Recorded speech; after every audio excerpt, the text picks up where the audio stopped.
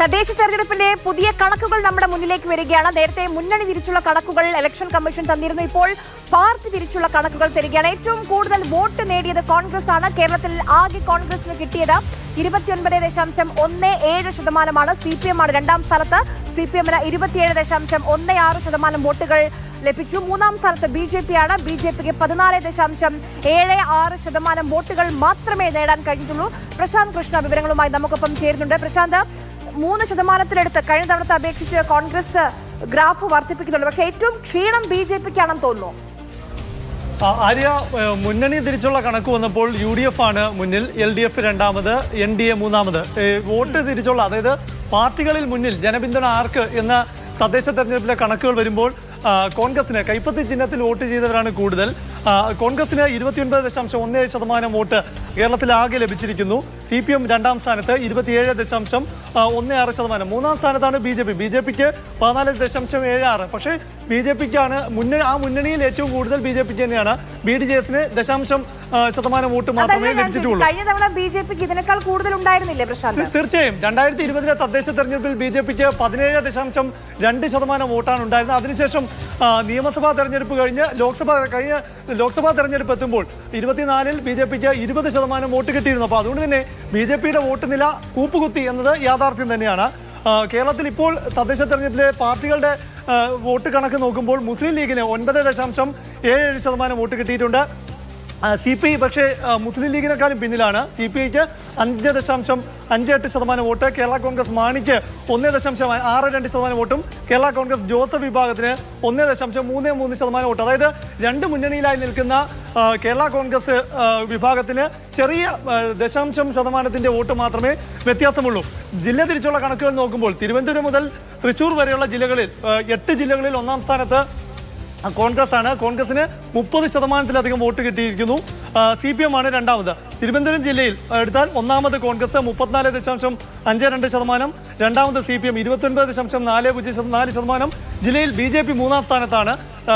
നഗരസഭാ ഭരണത്തിലേക്ക് എത്തിയെന്ന് പറയുമ്പോഴും തിരുവനന്തപുരം ജില്ലയിലാകെ എടുക്കുമ്പോൾ BJPക്ക് 23.08% വോട്ടാണ് കിട്ടിയിട്ടുള്ളത്. പാലക്കാട് മുന്നിൽ CPM ആണ് 33.93% വോട്ട്. അവിടെ കോൺഗ്രസിന് 28.67% വോട്ടാണ്. 2020 കണക്ക് നോക്കുമ്പോൾ കോൺഗ്രസ് 3% വർദ്ധിപ്പിക്കുന്നു, BJP 3% താഴോട്ട് പോകുന്നു. CPM-ന് 0.5% മാത്രമാണ് കൂട്ടാൻ കഴിഞ്ഞത്. അങ്ങനെ അതാണ് ടോട്ടൽ പിക്ചർ. അതായത് ഇന്നിപ്പോൾ CPM BJPയുടെ ജില്ലാ നേതൃയോഗങ്ങൾ കണ്ണൂരിൽ നടക്കുകയാണ്. BJPയുടെ വോട്ട്, അതായത് BJPക്ക് കഴിഞ്ഞ ഒരു 10 വർഷക്കാലത്തിനിടയിൽ BJPയിലേക്ക് വന്ന ഈ വോട്ടുകൾ അത് കോൺഗ്രസിലേക്കും അതുപോലെ തന്നെ CPM-ലേക്കും തിരിച്ചു പോയിരിക്കുന്നു എന്ന തരത്തിലുള്ള വിമർശനങ്ങൾ ഇന്നത്തെ നേതൃയോഗത്തിൽ അവിടെ ഉണ്ടായിരിക്കുന്നു. മാത്രമല്ല ക്രിസ്ത്യൻ ഔട്ട്റീച്ച് പാളിപ്പോയി എന്ന വിമർശനം ജില്ലകളിൽ നിന്ന് പല റിപ്പോർട്ട് അവതരിപ്പിച്ച നേതൃത്വങ്ങൾ വിമർശനമായി തന്നെ ഉന്നയിച്ചിരിക്കുന്നു. അപ്പോൾ BJPയിലേക്ക് കഴിഞ്ഞ 10 വർഷം പിന്നിലുള്ള കണക്കിലേക്ക്, വോട്ട് കണക്കിലേക്ക് BJP കൂപ്പുകുത്തിയിരിക്കുന്നു എന്നതാണ് യാഥാർത്ഥ്യം. കാരണം 15% വോട്ട് എന്നത് 2014 കാലത്ത് BJP ഉണ്ടായിരുന്ന വോട്ടാണ്. അത് 25 ആയിരുന്നു. അതിന്റെ അടുത്തേക്ക് എത്തിയില്ല എന്ന് മാത്രമല്ല, കയ്യിലുണ്ടായിരുന്നത് നഷ്ടപ്പെടുകയും ചെയ്തു. പ്രശാന്ത്, തീർച്ചയായും. കാരണം കേന്ദ്ര ആഭ്യന്തരമന്ത്രി അമിത്ഷാ BJPക്ക് ഇപ്പോഴത്തെ നേതൃത്വത്തിന് കൊടുത്ത ടാർഗറ്റ് എന്നത് 25% വോട്ടും 10,000 വാർഡ് വിജയവുമാണ്. പക്ഷെ BJPക്ക് നേടാനായത് 1900 വാർഡുകളുടെ വിജയമാണ്. അപ്പോൾ ആ ടാർഗറ്റിനടുത്തേക്ക് എത്തിയില്ല എന്നത് മാത്രമല്ല, ആ ടാർഗറ്റ് നിശ്ചയിക്കാൻ തന്നെ കാരണം കഴിഞ്ഞ ലോക്സഭാ തെരഞ്ഞെടുപ്പിൽ 20% വോട്ട് BJP നേടി എന്നതാണ്. അത് 2 വോട്ടർ ലിസ്റ്റാണ്. ഇപ്പോൾ ലോക്സഭാ തെരഞ്ഞെടുപ്പിലെ വോട്ടർ പട്ടികയും തദ്ദേശ തെരഞ്ഞെടുപ്പിലെ വോട്ടർ പട്ടികയും രണ്ടാണെന്ന് തന്നെ നമുക്ക് വിലയിരുത്താം. അങ്ങനെയാണെങ്കിൽ തന്നെ 2020-ൽ BJPക്ക് 17.2% വോട്ടുണ്ടായിരുന്നു. അതിപ്പോൾ 15% വോട്ടിൽ നിന്ന് താഴേക്ക് പോയി.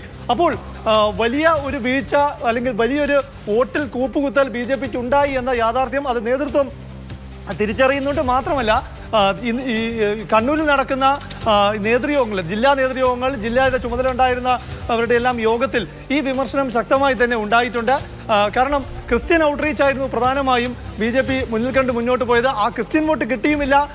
BJPയുടെ ഒപ്പമുണ്ടായിരുന്ന ഭൂരിപക്ഷ വോട്ട്, അതായത് ഹിന്ദു വോട്ടുകൾ കോൺഗ്രസിലേക്കും പിന്നോക്ക ഈഴവ വോട്ടുകൾ ഒരു വിഭാഗം CPM-ലേക്കും മടങ്ങിപ്പോയി എന്ന തരത്തിലുള്ള വിമർശനങ്ങൾ റിപ്പോർട്ട് അവതരിപ്പിച്ച പലരും ഉന്നയിച്ചിട്ടുമുണ്ട്. എന്തായാലും തദ്ദേശ തെരഞ്ഞെടുപ്പിന്റെ പാർട്ടി തിരിച്ചുള്ള കണക്കുകൾ കൂടി തെരഞ്ഞെടുപ്പ് കമ്മീഷൻ മുന്നോട്ട് വെക്കുമ്പോൾ നേരത്തെ മുന്നണി തിരിച്ചുള്ള കണക്കുകളായിരുന്നു വന്നത്. ഇപ്പോൾ പാർട്ടി തിരിച്ചു വരുമ്പോൾ തിരുവനന്തപുരം മുതൽ തൃശൂർ വരെ വലിയ മുന്നേറ്റം കോൺഗ്രസ് പാർട്ടിക്ക് ഉണ്ടാക്കാൻ കഴിഞ്ഞിട്ടുണ്ട്. കൈ പിടിച്ചിരിക്കുകയാണ് അക്ഷരാർത്ഥത്തിൽ. തെക്ക് മുതൽ മധ്യ കേരളം, തെക്കൻ കേരളവും മധ്യ കേരളവും എന്ന വിധി എഴുതാൻ കഴിയുന്നുണ്ട്.